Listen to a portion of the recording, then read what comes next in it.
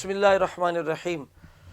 اہل نظر کا رہنما حاجت روا علی، فضل خدا سے مظہر فضل خدا علی، مجھ کو ملا ہے سایہ دامان پنجتن، حسن و حسین مصطفیٰ و فاطمہ علی۔ مولا علی کو مرضی مولا علی سے مان، مولا علی کو مرضی مولا علی سے مان، اپنے جنوں کو چھوڑ کر نعرہ لگا علی۔ اور جنگ عراق و شام کے مقتول جنتی، جنگ عراق و شام کے مقتول جنتی، منظور کر جو کر گیا ہے فیصلہ علی۔ اور سید وہی ہے جس میں عقیدہ علی کا ہے، سید وہی ہے جس میں عقیدہ علی کا ہے، جھوٹی عقیدتوں کا ہے محتاج کیا علی۔ برادران اسلام، آج کل ریاشہ صاحب کا مسئلہ زیر بحث ہے۔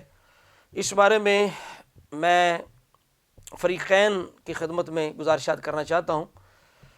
جو لوگ ریاشہ صاحب کا رد کر رہے ہیں، کئی حضرات کو سنا وہ علمی رد کی بجائے ایسے الفاظ استعمال کر رہے ہیں، ایسی بازاری اور بیہودہ زبان استعمال کر رہے ہیں کہ جو بالکل قابل مذمت ہے، اور ہم ایسی کسی بھی انداز کی مذمت کرتے ہیں کہ جو انتشار کا باعث ہے، جو ذاتیات پر حملہ ہو، جو محض تنقید برائے تنقید ہو، ہم ایسی بالکل رد کے حق میں نہیں ہیں۔ تو جتنے لوگ بھی رد کر رہے ہیں، کرنا چاہیے، بالکل ہم خود رد کرتے ہیں، لیکن ضروری ہے کہ علمی اور تحقیقی رد کیا جائے، اور اگر چوٹ بھی کرنی ہے کسی پہ تو وہ بھی علمی ادب کے اندر رہ کے کی جائے۔ کسی کا نام بگاڑنا، غلط نام رکھنا، کسی کے حلیے کو زیر بحث لانا، یہ بات بہت غلط ہے، یہ اہل علم کی شان نہیں ہے۔ تو لہٰذا علمی اور تحقیقی اور سنجیدہ انداز سے رد ہونا چاہیے۔ دوسری بات، جو لوگ ریاشہ صاحب کے حمایتی ہیں، حمایت میں بیانات جاری کر رہے ہیں، یا ان کے شاگرد ہیں اور ان کے مریدین ہیں، عقیدت مند ہیں، یا ریاشہ صاحب ہیں، ان کے لیے بھی میری گزارش ہے کہ وہ بھی اپنے انداز پہ کچھ غور کریں اور علمی انداز اپنائیں۔ آپ کے نام کے ساتھ مفسر قرآن لکھا ہوتا ہے تو آپ تفسیر بیان کریں اور علمی گفتگو کریں۔ آئے روز کوئی نہ کوئی ایسا نکتہ چھوڑتے ہیں، ایسی غیر تحقیقی بات کرتے ہیں، جملہ بولتے ہیں کہ جو انتشار کا باعث ہوتا ہے۔ جس طرح کہ آپ حضرت امیر معاویہ رضی اللہ تعالیٰ عنہ کی ذات سے چلے کہ انہوں نے معاذ اللہ مولا علی کو گالیاں دلوائیں، بلکہ 20 سال پہلے تقریباً میں نے خود ایک محفل میں اپنے کانوں سے سنا کہ یہ کہہ رہے تھے کہ وہ بندہ کون ہے جی جو بدھ والے دن جس نے جمعہ پڑھایا، معاذ اللہ استغفر اللہ۔ تو سب جانتے ہیں کہ بدھ والے دن جمعہ پڑھانے کے بارے میں جو جھوٹ ہے وہ کس کے بارے میں ہے اور اس کی کیا حقیقت ہے۔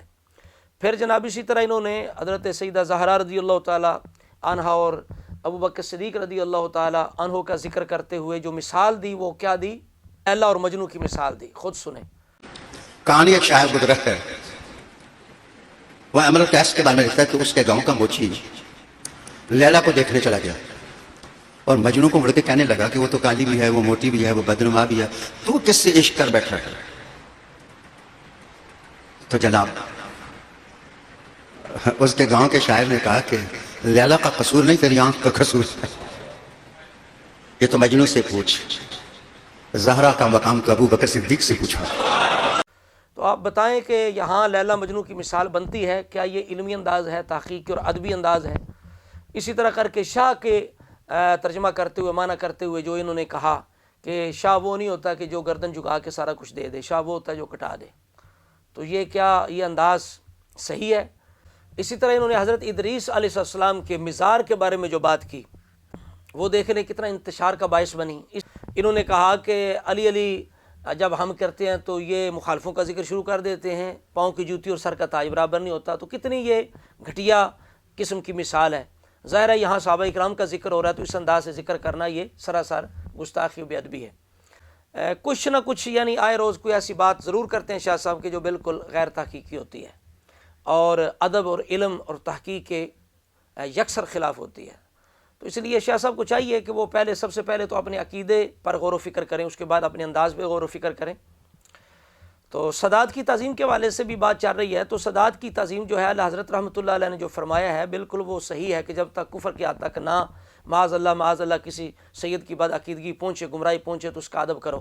لیکن یہاں اجمال ہے، یہ مجمل انداز ہے، یہاں تفصیل چاہیے۔ میں مفتیان اکرام کی خدمت میں گزارش کروں گا کہ یہاں وہ تفصیل بیان کریں کہ کون سی تعظیم کریں، اور چونکہ گمراہی کے بھی درجے ہیں، گمراہی کی پہلی سیڑھی پہ قدم رکھنے والا بھی گمراہ ہے اور آخری کفر کے نزدیک جانے والا بھی گمراہ ہی ہے۔ تو کون سی گمراہی ہے؟ یعنی گمراہی قلیل بھی ہوتی ہے، کثیر بھی ہوتی ہے، خفیف بھی ہوتی ہے، ثقیل بھی ہوتی ہے، تو کون سی گمراہی بھائی؟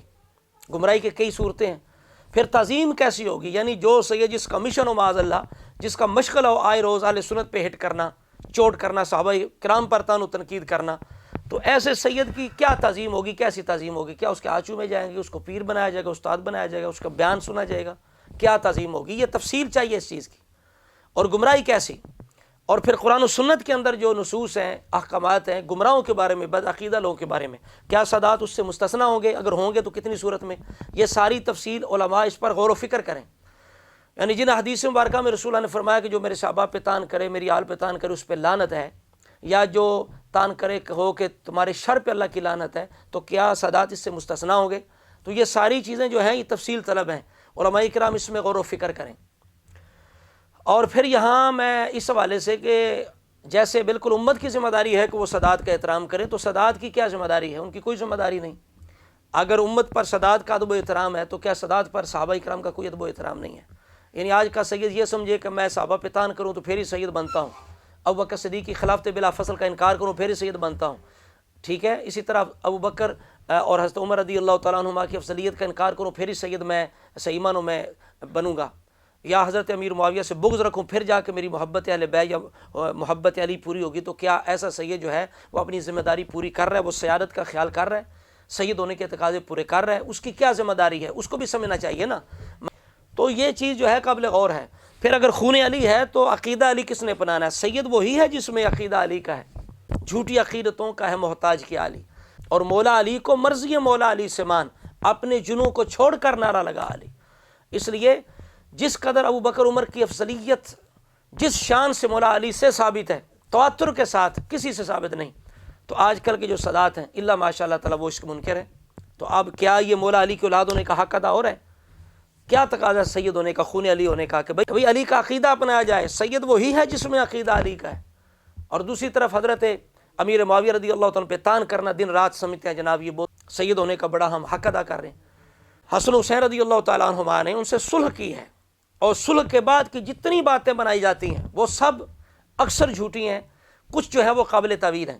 کوئی اپنے آپ کو سید کہنے والا کوئی ایسی چیز صحیح و سند سری کوئی ایسی لے کے آئے معاذ اللہ جس کے اندر یہ ہو کہ صلح و حسن کے بعد بھی کوئی ایسا معاملہ ہوا ہو کہ حسن حسین نے احتجاج کیا ہو، تلوار اٹھائی ہو، یا کوئی شکوہ شکایت کیا ہو، کچھ ثابت نہیں ہوگا۔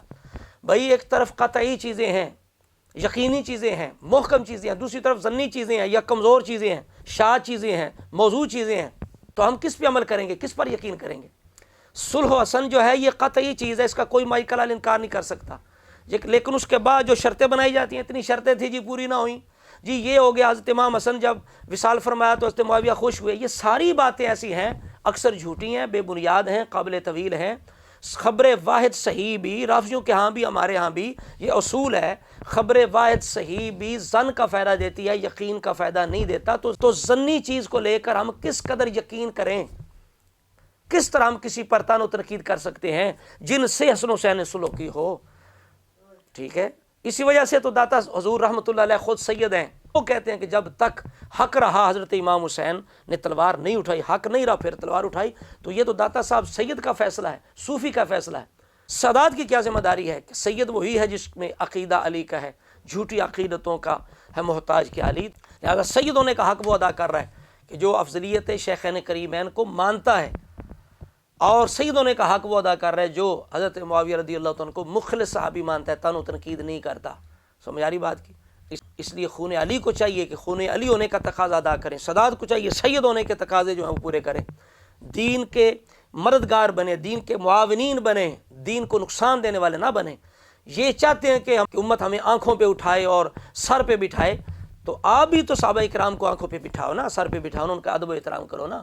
لیکن جو سید دن راج اس کا مشن صحابہ کرام کے خلاف غلیظ زبان استعمال کرنا ہے، طعن و تشنیع کرنا ہے، تو اس کے بارے میں نے علماء کرام کے سامنے یہ مسئلہ رکھا ہے کہ اعلیٰ حضرت کا جو فتویٰ یہ تفصیل طلب ہے، اس کی تفصیل کی جائے کہ کیسی تعظیم ہوگی اور گمراہی کے کتنے درجے ہیں، اور جو قرآن و سنت کے اندر گمراہوں کے بارے میں جو احکامات ہیں کیا وہ سادات اس کے اندر داخل ہیں یا نہیں۔ یہ ساری چیزیں ایسی ہیں کہ جن کی تفصیل چاہیے، علماء اس میں غور و فکر کریں۔